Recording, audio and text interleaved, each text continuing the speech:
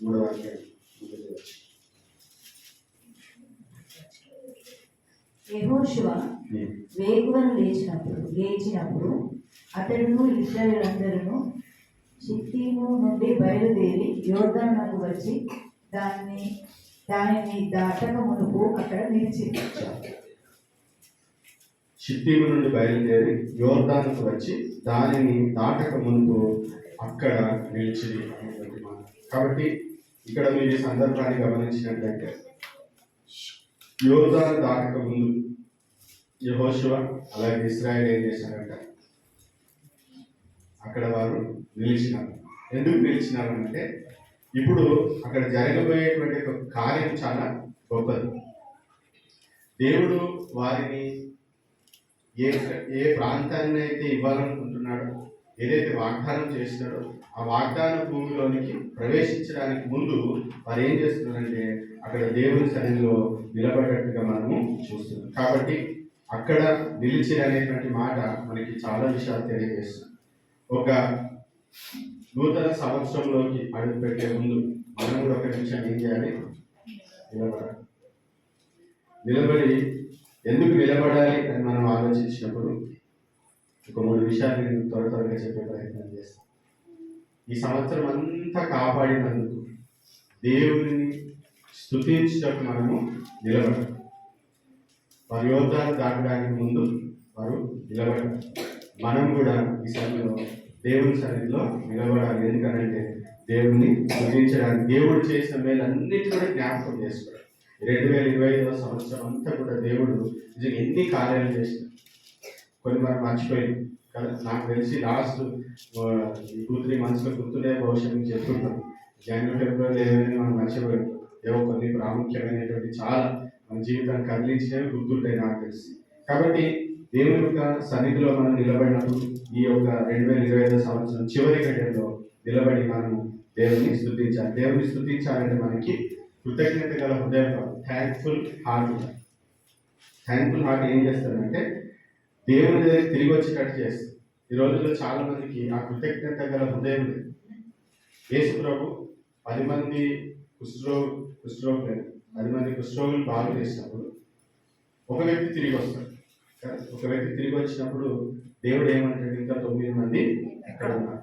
ఆ తిరిగి రావడం ఏం సూచిస్తుంది అంటే కృతజ్ఞత కలిగినటువంటి వారు తిరిగి దేవుని దగ్గరికి వస్తారు. కృతజ్ఞత లేని వారు అదే. అది మీరు దేనికైనా మీరు అప్లై చేసుకోండి. అది సమయం లేదు కాబట్టి ఆ మాట మీరు దయచేసి గుర్తుపెట్టుకోండి. మనం ఈరోజు దేవస్థానంలో నిలబడినప్పుడు మన హృదయాన్ని మనం పరిశీలన చేసుకోవాలి. నిజంగా ఆ థ్యాంక్ఫుల్ హార్ట్ మనకు ఉందా దేవుని విషయంలో? దేవుని దగ్గర మనం తిరిగి వస్తున్నామా ప్రతిసారి అనేది మనము జ్ఞాపకం చేసుకోవాలి. రెండోది, ఎందుకు నిలబడాలి అని అంటే మనల్ని మనము సరి చేసుకోవడానికి నిలబడాలి. ఎందుకు నిలబడాలి? సరి చేసుకోవడం.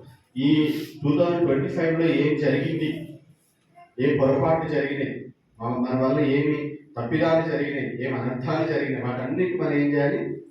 సరి చేసుకోవాలి. ఎందుకంటే యోర్దాను దాటబోతున్నారు. ఎవడన్నాడు అక్కడ దే క్యాప్డ్ అని ఉంటారు, దే క్యాప్ లేదా దే లాడ్జ్ అని ఉంటుంది. ఫర్ ద నైట్ కొన్ని ట్రాన్స్లేషన్లో ఆ రాత్రి వారు అక్కడ ఉన్నారు అన్నట్టుగా ఉంటుంది. కాబట్టి ఈ రాత్రి మనము దేవుని సన్నిధిలో ఉన్నప్పుడు మనం ఏం చేయాలంటే మనల్ని మనం సరి చేసుకోవడానికి నిలబడాలి.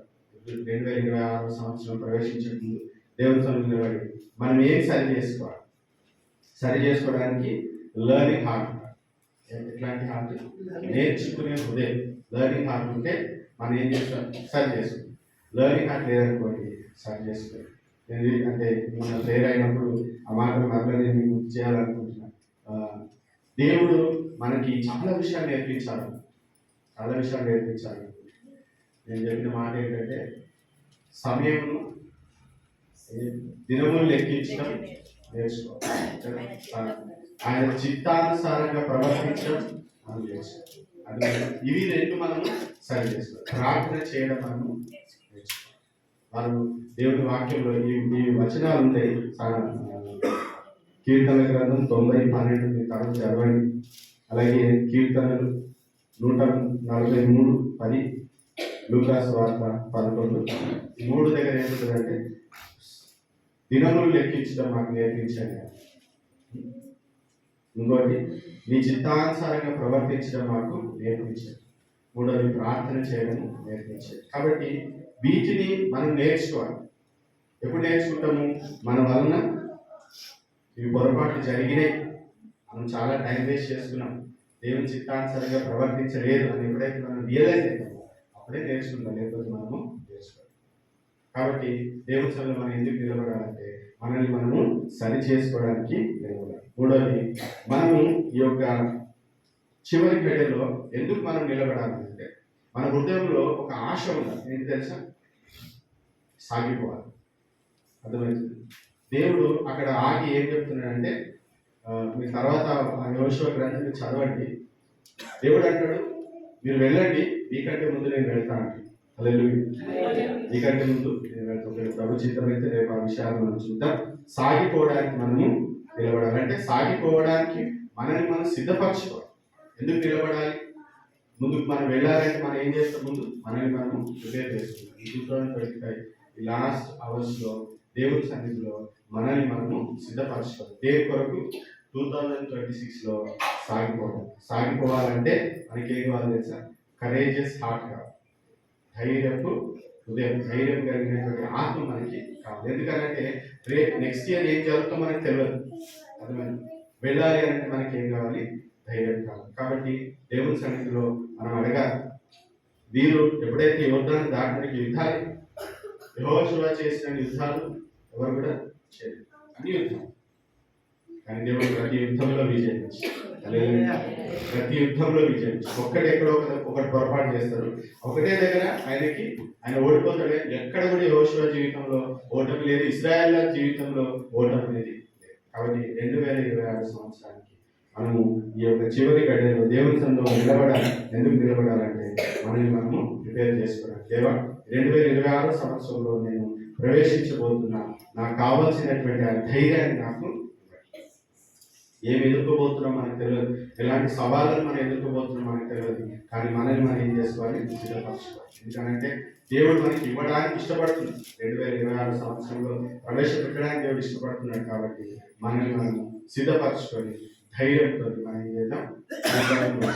మనము ప్రవేశిద్దాం. కాబట్టి 3 విషయాలు దయచేసి జ్ఞాపకం పెట్టుకోవాలి. ఒకటి, దేవుని స్తుతించడానికి మనము నిలబడాలి. సభలో మనం అది చేయాలి, దేవుని స్తుతించాలి. రెండోది, మనము సరి చేసుకోవడానికి ఈ సమయంలో దేవుని సన్నిధిలో నిలబడాలి. మూడోది, మనల్ని మనం సిద్ధపరచుకోవాలి. సాగిపోవడానికి మనం సిద్ధపరచుకోవడానికి మనము నిలబడాలి. అందరం లేచి నిలబడాలి. కొన్ని నిమిషాలు ప్రభువుని స్తుతించడానికి. 2025 సంవత్సరం అంతా దేవుడు